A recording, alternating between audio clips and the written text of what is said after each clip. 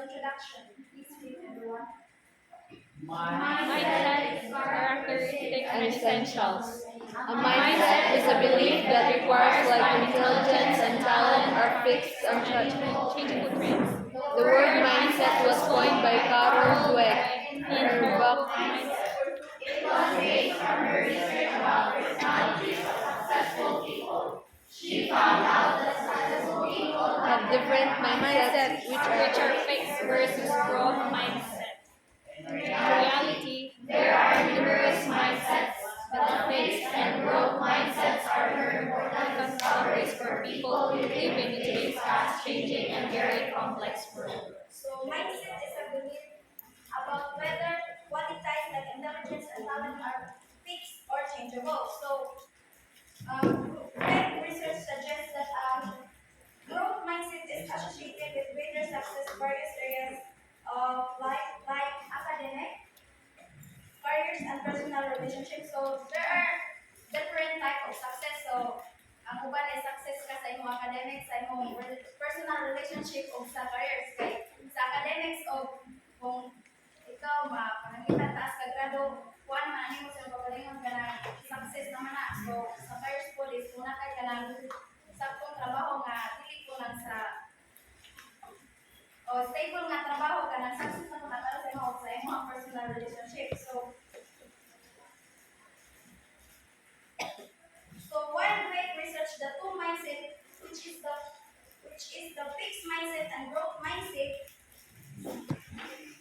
but there are numerous other mindsets that shape our behavior and perspective. But these two mindsets were very highlighted is very important in today's rapidly changing and complex world. So these are the two mindsets nga gipuhusan ni Dweck kay kanang mao jud kuno bitaw ang importante sa nato karon sa na nagkausap ang kanang world.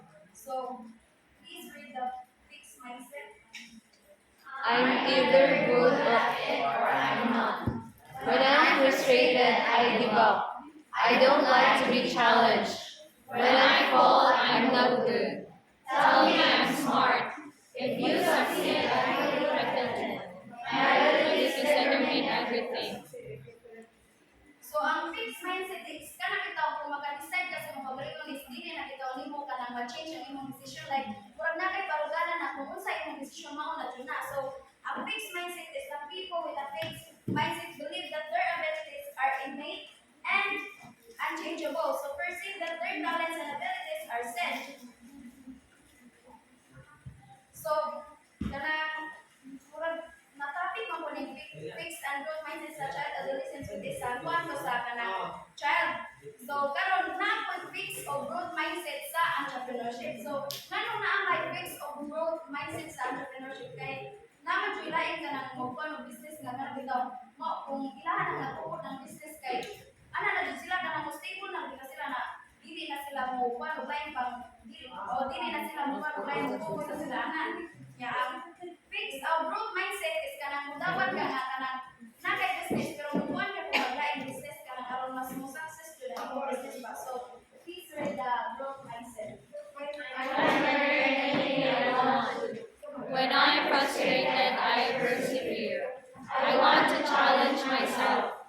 When I fail, I learn. Tell me I tried hard.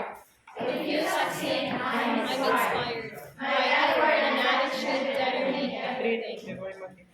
So ang growth mindset is people with a growth mindset believe that their abilities can be developed through effort and learning. Trust that traits can be changed, developed, and strengthened by working on them. So kamo kung mahimo mo mga business woman or kanang asa may yung video ng fixed mindset or growth mindset. Growth mindset. Ngano man sila mo sa growth mindset man yung video.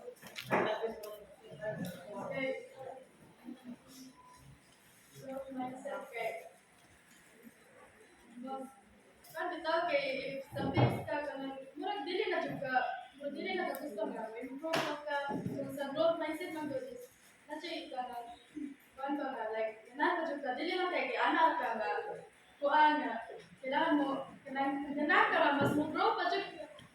Yes, thank you, Mr. Mosti. So, mas nice jud ang growth mindset mo kay kung sa growth mindset is kung masayop ka is imong gawat ng imong sayop niya pauna nimo siya nang kanang challenge sa imong paborito nga mas i-improve pa nimong paborito kaysa sa fixed mindset nga kung sayo ka mura ka walang hindi naman ang isa kay sayo na which is na pa may lain chance nga makuha ng imong business mas lambo pa. So characteristic of an entrepreneurial mindset. So please read everyone. Entrepreneurship is a challenge and a challenging path. Based on research, there is no distinct set of traits signifying success. Although there are several characteristics often common to successful entrepreneurs. So there is no magic or specific set to guarantee success guide. There are several characteristics that will help us to be more successful. So this is the different characteristics. So first, curiosity. So please read everyone. Curiosity is really shared among successful entrepreneurs. Curiosity leads to questions and questions lead to answers. So curiosity. So the best entrepreneurs always want to learn more. They ask good questions and look for opportunities to grow themselves up and their business. So ang curiosity magud kay kung mag-curious ka nang butang kay mura ikaw ra kung gusto makatubag sa mga galingon namo na curious ka na. So mura na siya, mura ko na siya na kung ang imong pangutana kanong ang imong business is down, so mismo ikaw ra makahibaw sa mga galingon namo nga down ang business. So in that way kanang na ka solution sa imong kanang curious about sa imong kanang business. So second is that Commitment. This is continuing to keep going and persist amidst rejection and disappointments. Are essential elements of an entrepreneur's life which needs to be endured. Optimism. Not habitual challenges make up successful entrepreneurs. Every time a situation happens, the entrepreneur should be hopeful in exploring its many learning opportunities. So optimism helps entrepreneurs stay positive and focus on progress. And entrepreneurs' optimism support their dreams and plans. It also fuels creativity as an entrepreneur. So kanang parehas akong gayong ganina nga kung kanang nakay mistake sa imong kanang kaibaw ka na sayop na imong na-decide sa imong pagalingon nga mao na lubong na imong business. So dapat mo kang mudawat sa imong pagalingon nga sayop di ka na kung di kay kanang ikaw imo na lang kung ano na dili na lang juga ng business kay lubong na ka ba mo dawat na nakagana na ibalay na imong business. So fourth is Flexibility. Entrepreneurship is a challenging field with its unpredictable demands and continuous problems.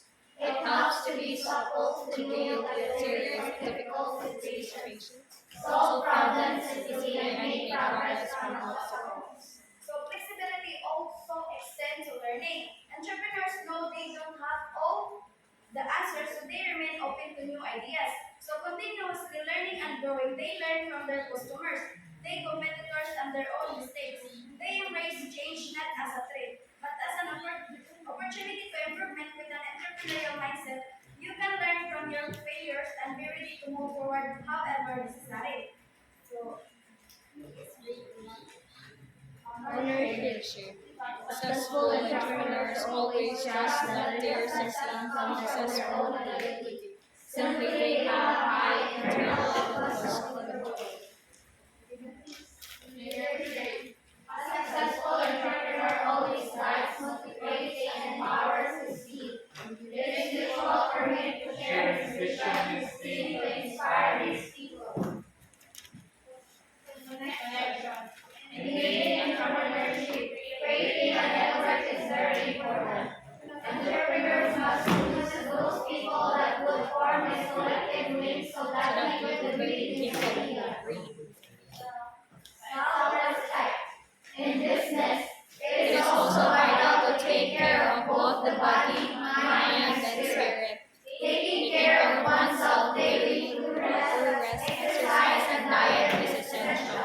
so in leadership, it is the ability to inspire and guide others towards a common goal. Successful entrepreneurs are effective leaders and they are able to inspire and motivate their employees, partners, and customers. So now let's move on to the essential of the entrepreneurial mindset. So please read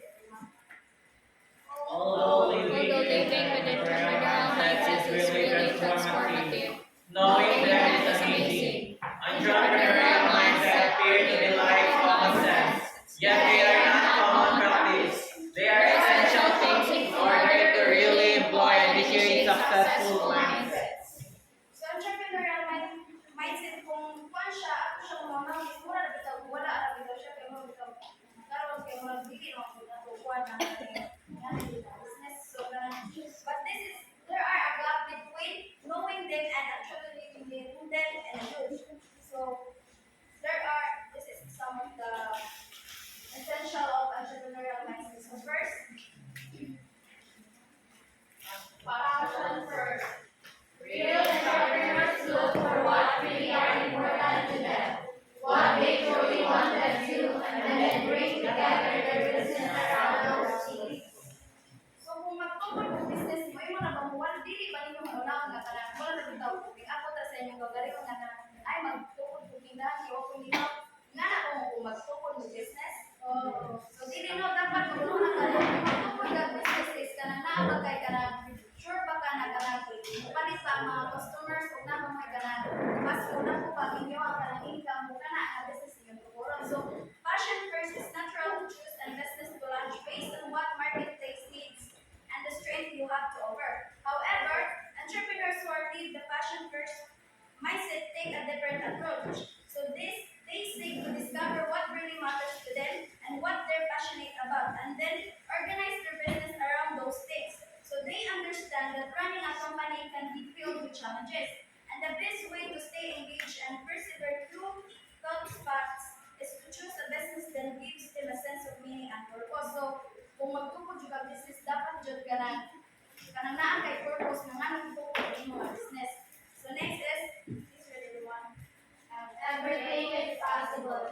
The mindset is about believing that entrepreneurs are capable of accomplishing unexpected results. They trust that an idea could be possible to turn out into reality. So, everything is possible. So, kanang kung magkuhan mo business, kayo yun na lang ang unaw na ay lugi. Siguro niya nga kung magkuhan mo business, kanang pununaw na rin yung lugi. Siguro niya, siguro niya rin. So, hi. Yes. Ano pa rin sa mas tingin sa hi ba? Pwede siya ang palit sa mga square. Para sa So kanang dapat jud mo na kuan kasi mo papalingon nga kanang business nga mo dito ko is kanang mulang mo jud na dili kay ikaw na mismo ang ikaw na dali ang nagtukod na ng business ikaw ka mismo mo tugmong sa imong business so dapat positive ra lalo na nga mulang mo ang imong business. So third, please read everyone. 100% accountable.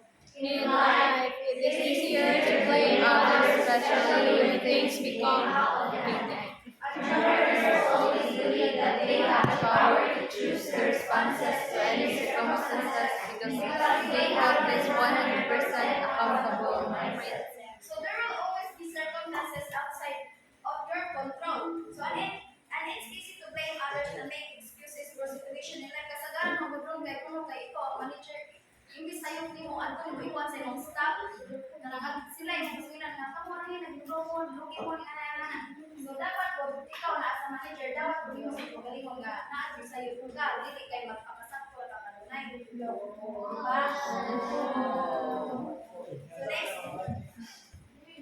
So next, please read everyone. You are connected. Entrepreneurs believe that they achieve their dreams Not by being alone, though they love to be. They wanted to lead by helping other people to their tasks and fulfill their dreams without seeking anything in return. So ang isa pa ka business mo success niya o wala kay mga staff. No. Dili no kanang dapat ko lang yung success sa imong business. So masalamat ko kasi yung mga staff kay kung wala sila dili mo lang mo yung business line mo ikaw mo sa baligya-baligya dira wa kay mga staff na dapat na kay staff para mas lamang ang business. So many people cherish their independence and their ability to achieve goals alone. However, the ultra successful take a different approach. They embrace that we are connected mindset, believing that if they can achieve their dreams alone, they not dreaming big enough. So they lead by empowering others, helping them accomplish their tasks and realize their goals and dreams without seeking reciprocity. So next, please read everyone. Live life to give. Most people now, especially business people, want to offer their time and resources for a valuable cause. As people in business profit more, they tend to give more. So live to give. So we live in a charitable society and many people volunteer their time and resources to help causes their support. As they earn more, they tend to give more. This is often referred to as giving back and having a sense of social responsibility.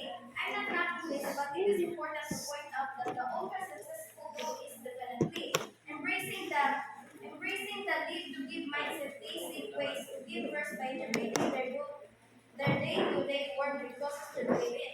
So they understand that abundance in life is a cycle and to receive love, respect, and financial security. One must first learn to give those things for them is less about giving back and more about giving rewards. So kung mga success ka dapat ko share.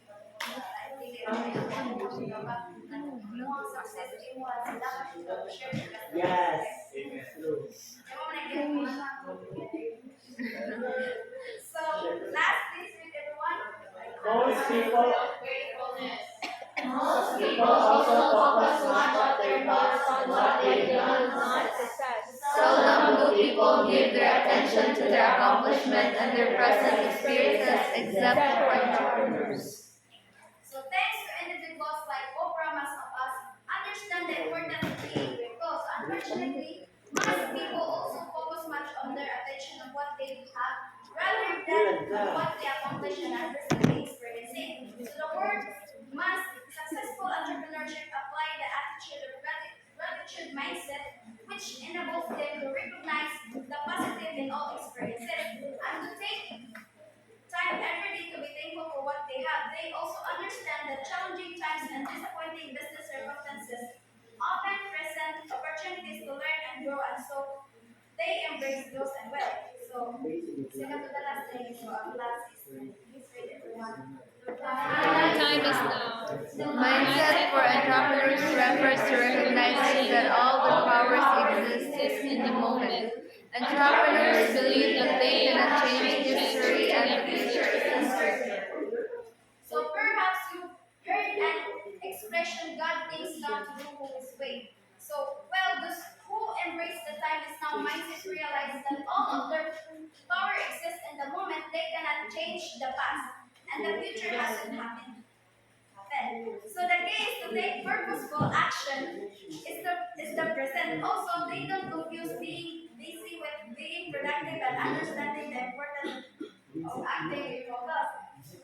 Taking action always trumps waiting on the perfect plan. So they get their best efforts and adjust course as often as needed. So to live this mindset means to enjoy the present and to take small daily purposeful steps toward your goals and dreams. So, kanang gusto kita na ba kanang 7 essentials sa mindset? So, in conclusion, please read everyone. Mindset is a belief that qualities like intelligence and talent are fixed.